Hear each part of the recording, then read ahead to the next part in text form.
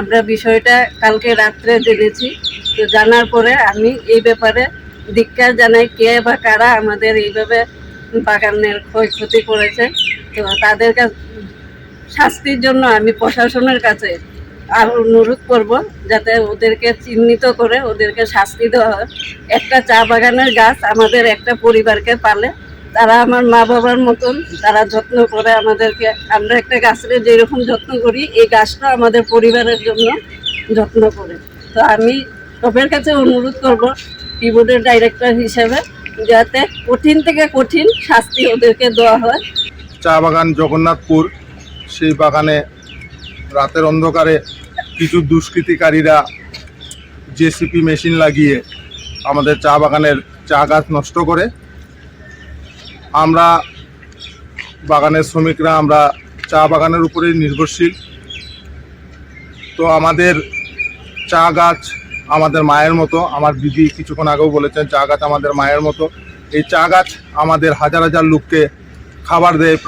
প্রায় লক্ষ্মী টি কোম্পানির প্রায় 10,000 শ্রমিক আমাদের চা বাগানগুলোতে কাজ করে, এবং অপ্রত্যক্ষভাবে না হলেও আরও 15 থেকে 20,000 মানুষ এই চা বাগানগুলোর উপরে নির্ভরশীল।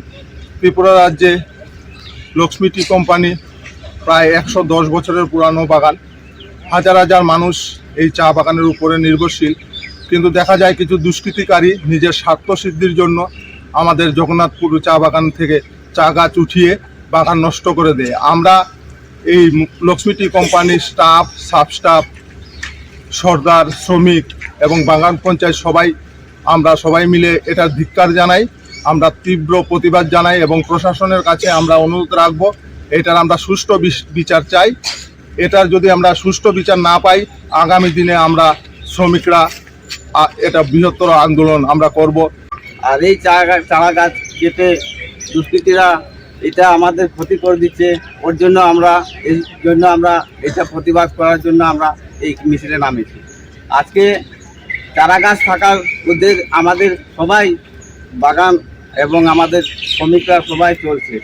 আজ এই চলছে বলে করে আজকে আমরা ভালো আছি, সুন্দরে আছি, খুবই ভালো আছি। কিন্তু এই যে ক্ষতিকরণটা এটা খুবই অন্যায় হয়েছে। এই অন্যায়টা আমরা যাতে সুস্থ বিচার চাই।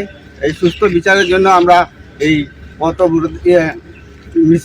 প্রতিবাদে নামেছি। पंख मिल जाते हैं ख्वाब वालों को,